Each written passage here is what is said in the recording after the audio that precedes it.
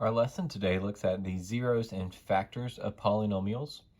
So to review a few things, we've talked about if a is a zero of a polynomial p, then x minus a would be the factor of p of x.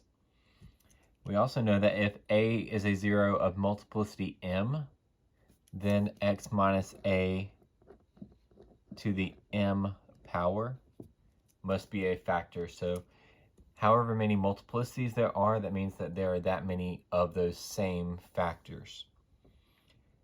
A polynomial of degree n has exactly n zeros if multiplicity is considered or is counted m times. So if we think about this polynomial here, we have a factor x minus 2 that's going to be counted 3 times, and x plus 1 is going to count 2 times. So it's going to be degree 5. And so we count the 0 of 2 3 times, and the 0 negative 1 2 times. So just remember that zeros and factors are not exactly the same thing. If I have an x minus 2 as a factor, it gives us a 0 of 2. X plus 1 is a factor, and it gives us a 0 of negative 1. And then lastly, if the polynomial p has real coefficients, and if a plus bi is a 0. So basically, if we know that a plus bi is a 0, then a minus bi is also a 0. And that's coming from where we're solving, and we take a square root, we get plus or minus. Because of that, we have a positive and a negative there. So you're not always going to be told both of those zeros. You may only be told one of them, and we have to use our critical thinking skills to know that the other one is also implied. All right, so first we want to factor p into a product of linear factors and irreducible quadratic factors. Then we can factor completely into all linear factors with complex coefficients. So let's break that down and see what that means. If we have a polynomial here, there are 4 terms, so we can try to factor by grouping. So I group the first 2 and the last 2. We take out a GCF to get x squared times x minus 4. Take out a GCF in the second group, and we get 9 times x minus 4. So that shows us that x minus 4 is a common factor between those two things. So I can bring out an x minus 4, and we're left with an x squared plus 9. Those two things are factors. They're being multiplied together, and x squared plus 9 cannot reduce any further. So we would say, all right, this won't factor further. So it is an irreducible quadratic factor.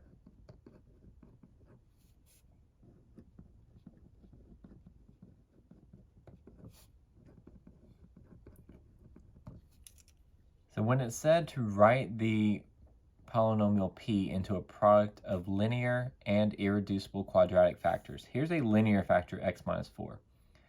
This second one is our quadratic factor.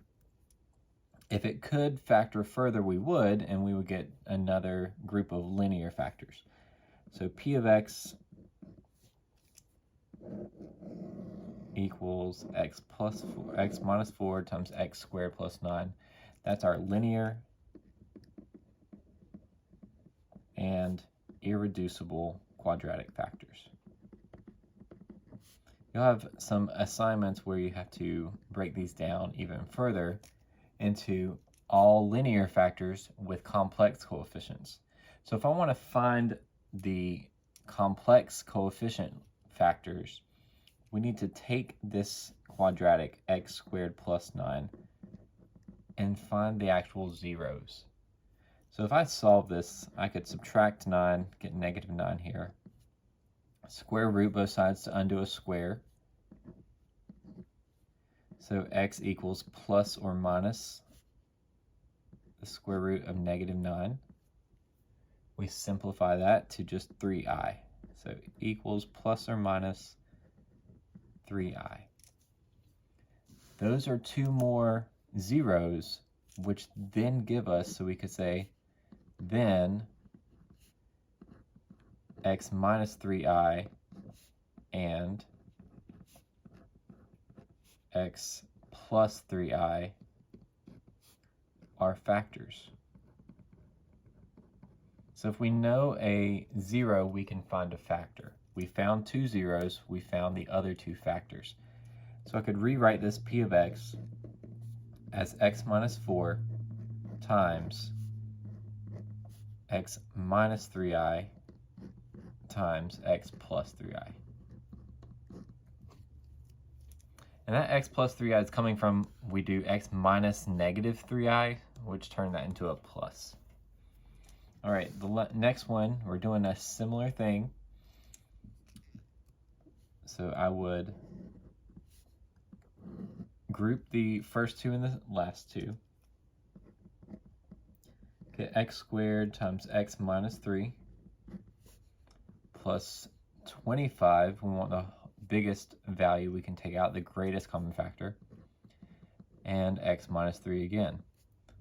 So this has a GCF of x minus 3, and then it's being multiplied by x squared plus 25. X squared plus 25 cannot go any further, so we're stuck with an irreducible quadratic factor.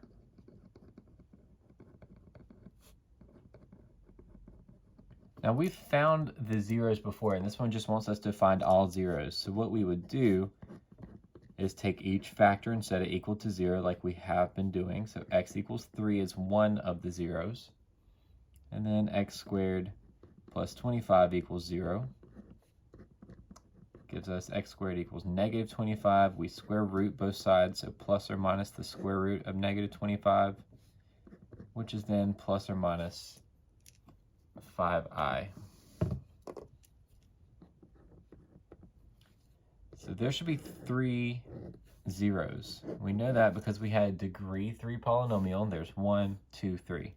So those are all of the zeros. If we wanted to put this in factored form,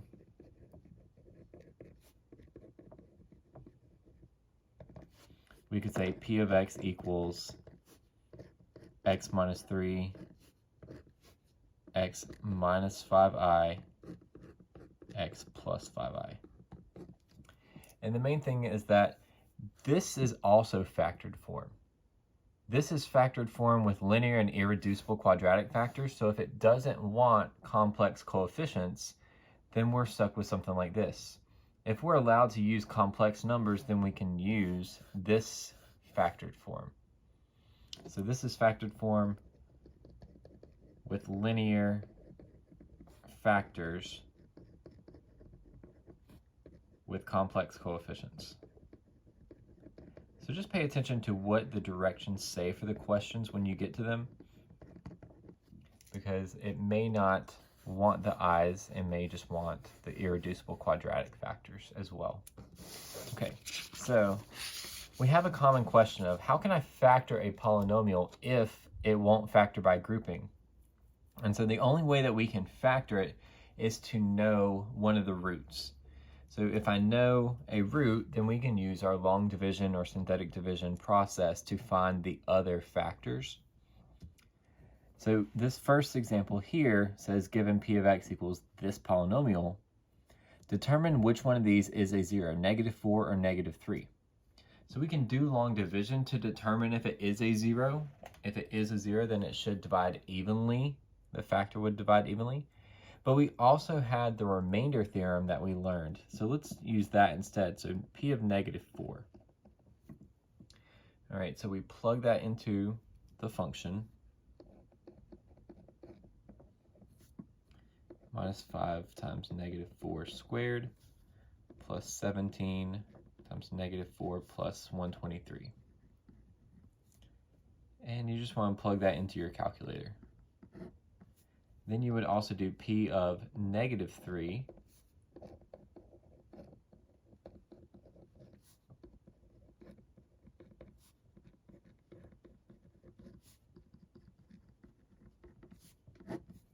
So plug both of those into your calculator and then see what we get. Okay, so you should have gotten -77 for when you plugged in -4, but 0 when we plug in -3. So that tells us that x equals 3. So then x equals 3 is a 0, and x plus 3 is a factor.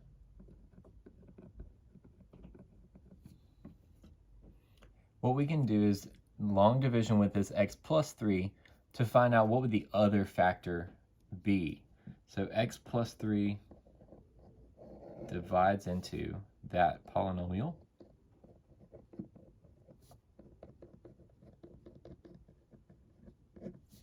And then you just do this whole long division process that we've been practicing. So I would get x squared that we multiply through there, so that'd be x cubed and 3x squared.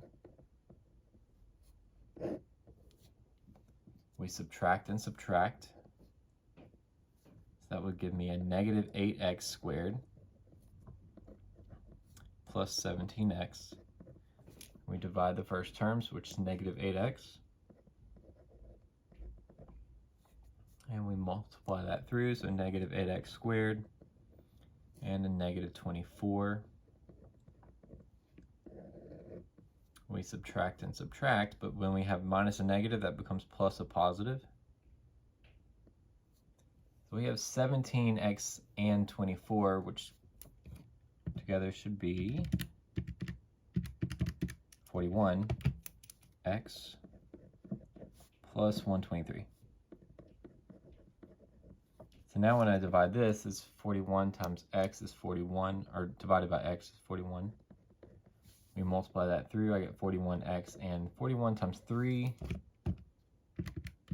should be 123. So what we see is that it divides evenly because I get a remainder of 0. That means that p of x is x plus 3 times x squared minus 8x plus 41.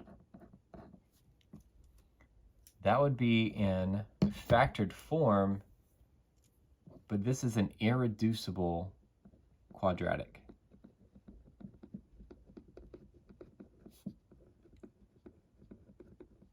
You could try to factor that further and see if it works. I know it doesn't, so that's an irreducible.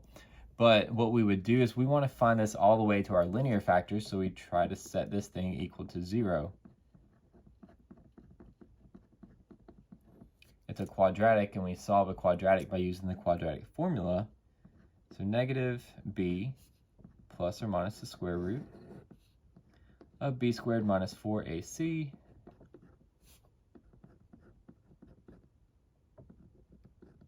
all over 2a.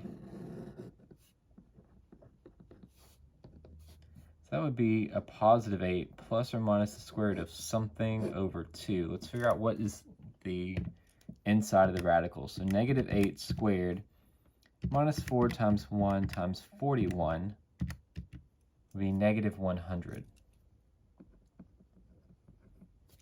So there's an imaginary number that would give us, if we simplified, 8 plus or minus 10i over 2. We reduce that down to 4 plus or minus 5i. All right, so since those are the other two zeros, we would take this and write it in factored form again. One of them is going to say x minus our root of 4 plus 5i. And then the other factor would be x minus 4 minus 5i. And you can leave it like this, where you have your parentheses, you're doing x minus the root, x minus the root. Okay, so the next one is with a graph. We don't have to do our remainder theorem because we're not given two different ones to check out.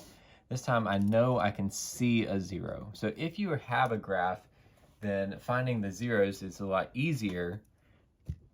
So x equals 2 is a 0. All right, that would tell us that x minus 2 is a factor.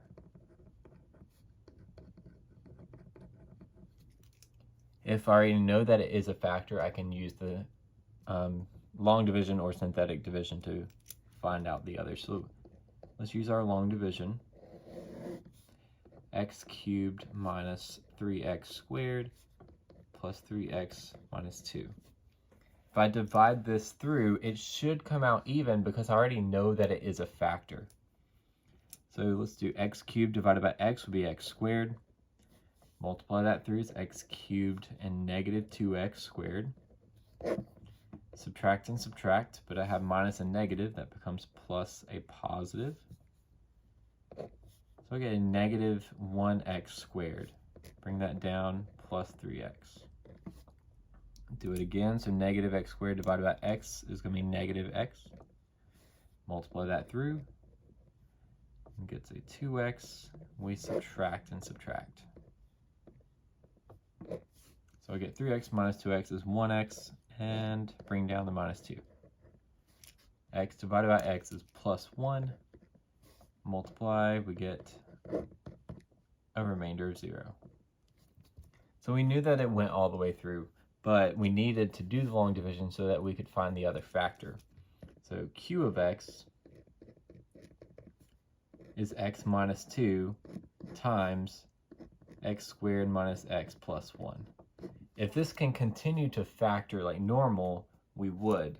But one hint is that when you look at this graph, it only had one real root, so the other two must be imaginary roots. That's coming from this irreducible quadratic. So I'm going to take this one and solve it just like we did earlier. Do the quadratic formula. Minus 4ac all over 2a. So we get negative is a positive 1 plus or minus the square root of something over 2. And then we just do the inside of that. So negative 1 squared minus 4 times 1 should just be negative 3. Square root of negative 3 doesn't reduce any further besides bringing out the I. So that would just leave us with 1 plus or minus I square roots of 3 over 2. That cannot simplify further. So when you write this in factored form, that x minus 2 stays the same, but I'm going to have x minus the root, and one of the roots is 1 plus I square roots of 3 over 2. So there's one of the factors. Then we have parentheses again, x minus the root. That root is 1 minus I square roots of 3 over 2. There's all three of the factors for this polynomial. Okay, so the last part here is kind of working backwards. If I know the zeros, then we can write out the polynomial. So it says find a polynomial with integer coefficients that satisfies the given conditions. We're going to leave our answer as a product of linear and irreducible quadratic factors. So I said earlier that sometimes we're not allowed to use the complex coefficients. We want all integer coefficients. So I'm going to take this and use what we know. So R has a degree 4 with zeros 2 and 1 minus 3i. Because I know 1 minus 3i, then 1 plus 3i is also a 0. So this will not always be told to you. If you get one of them, then the other one's implied. But that only gives us 3 of the zeros, so look at what we would have. If we have a 0 of 2, that would be a factor of x minus 2. We have x minus 1 minus 3i, and x minus 1 plus 3i. But that's only 3 factors, and it's a degree 4. It doesn't have any other factor or any other 0, so the x minus 2 must have a multiplicity on it. So think back to your zeros. You had x equals 2, x equals 1 minus 3i, and x equals 1 plus 3i. I can't create another 0, but we can use multiplicities. Neither one of these can get a multiplicity, because if I put one on the top one, or this 1 minus 3i, then I'd have to imply another multiplicity on the bottom one. So this would be the only one that could get a multiplicity. So it would be multiplicity 2, so that would have 4 zeros. Now, we're not allowed to leave it this way because it's stuck with complex coefficients, and we need integer coefficients. We've done this before where we multiply this out, so I'm going to leave the x minus 2 the way it is. But we need to multiply this so that it has the irreducible quadratic. So I'm going to start by just distributing the minus sign. That gives me minus 1 plus 3i, minus 1, and then minus 3i. So there's the first part.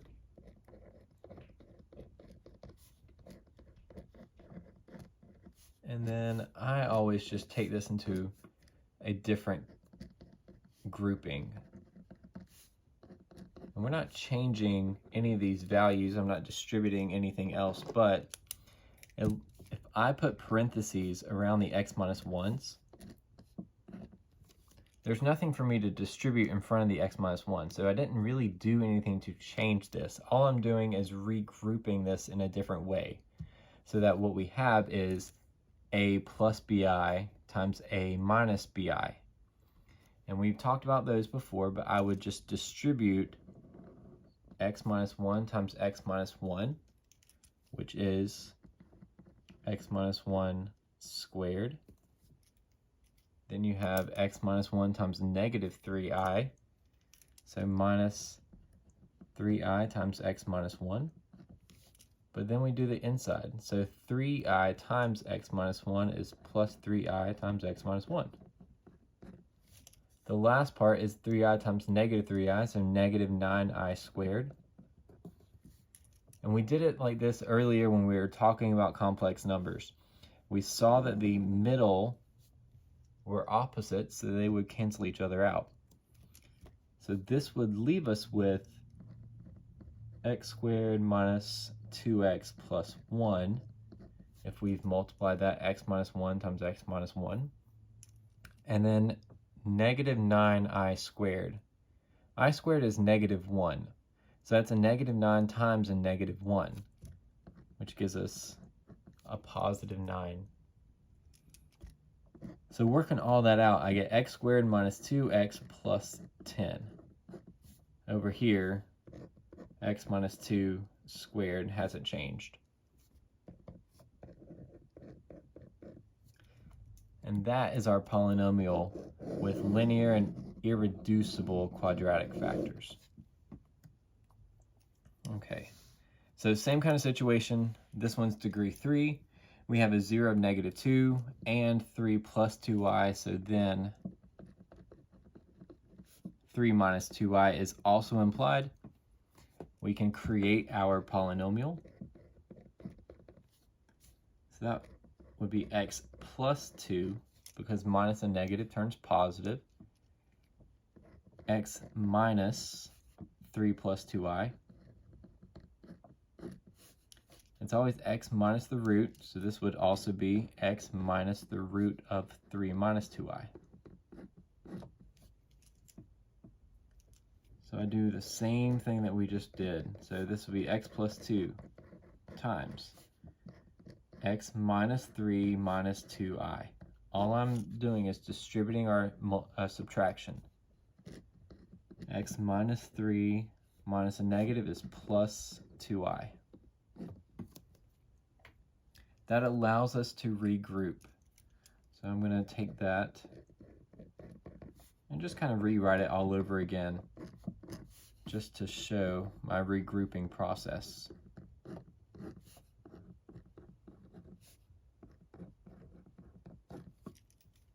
So that regrouping is taking the x minus 1's together, and now I distribute.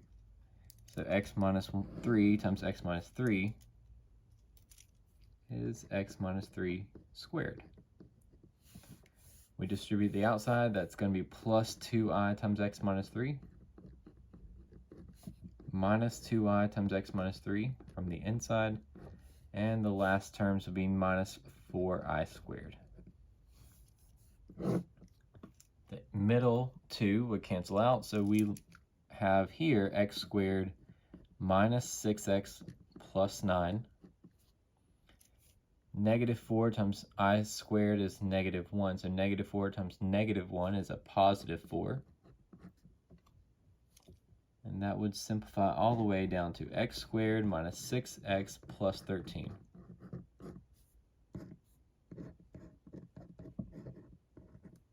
All right, and inevitably somebody has a question about this, so let me just clarify.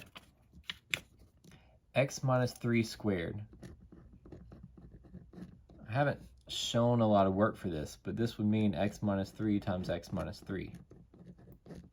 So when you distribute, you should get x squared minus 3x plus 9.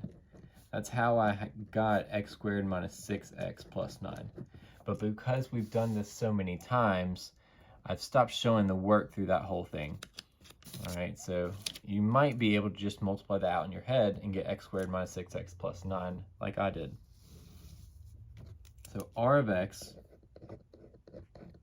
equals, oh, there's no squared here. Sorry, ignore that. I was already thinking about the previous one. X plus 2 times x squared minus 6x plus 13. Last one, example 3, Q has degree 5, so there are 5 zeros. All right, it has zeros 4 with multiplicity 3 and 2i. So if 2i is 1, then negative 2i is also a 0.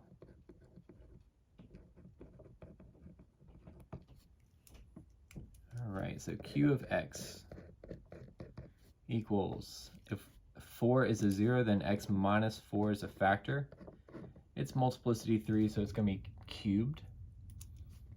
We have x minus 2i, and then x minus negative 2i would turn into x plus 2i. This is a little bit easier to distribute. There's not a regrouping process that needs to happen. So I would just distribute here, get x squared times 2ix minus 2ix. And then negative 2i times 2i is going to be negative 4i squared. We see that the middle would cancel out, so I'm left with x squared, negative 4 times I squared is negative 4 times negative 1, so positive 4. So Q of x equals x minus 4 cubed times x squared plus 4. All right, you want to go and try these out in the lab manual to get some extra practice.